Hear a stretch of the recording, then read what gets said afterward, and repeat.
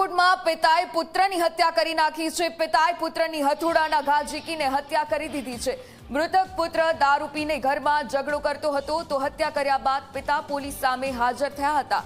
ભક્તિનગર પોલીસે પિતાની અટકાયત કરી સમગ્ર મામલે પોલીસે વધુ તપાસ હાથ ધરી છે।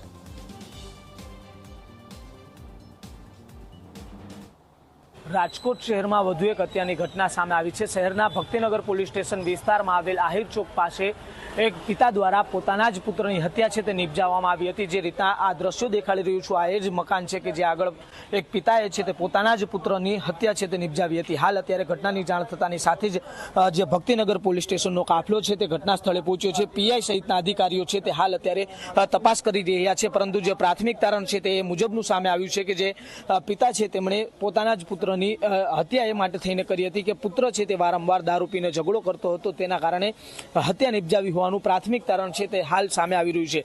પરંતુ ચોક્કસ કારણ તો પોલીસ તપાસ બાદ જ છે તે સામે આવી શકે છે। શા કારણે એક પિતાએ છે તે પોતાના જ પુત્રની હત્યા નિપજાવવાની જરૂર પડી અને જે રીતના આ પ્રકારે જે ઘટનાઓ છે તે રાજકોટ શહેરની અંદર થોડા દિવસોમાં વધતી જોવા મળી રહી છે।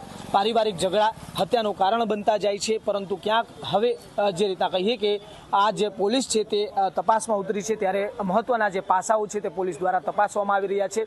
હાલ અત્યારે પોલીસ દ્વારા જે ઊંડાણપૂર્વક તપાસ છે તે કરવામાં આવી રહી છે કે ચોક્કસ કારણ શું હોઈ શકે કે પિતાએ છે તે પોતાના જ પુત્રની હત્યા નિપજાવી પડી। કેમેરા પર્સન ઉદય પવાર સાથે સાહિલ સપ્પા, ઝી મીડિયા, રાજકોટ।